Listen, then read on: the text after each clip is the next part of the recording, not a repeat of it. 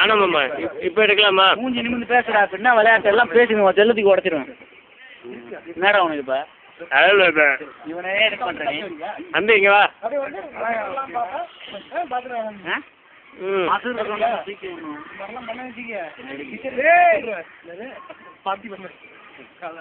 சொல்லுங்க.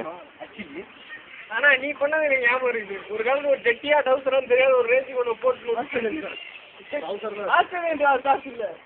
வேணா வருதா? ஒரு டவுசரை போட்டு நான்ஜி ஒரே தடவை ஸ்மைல் ப்ளீஸ்.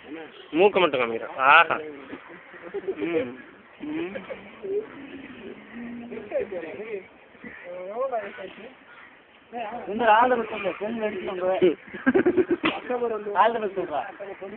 எல்லாரும் சொன்னா சொல்றல சொல்றப்ப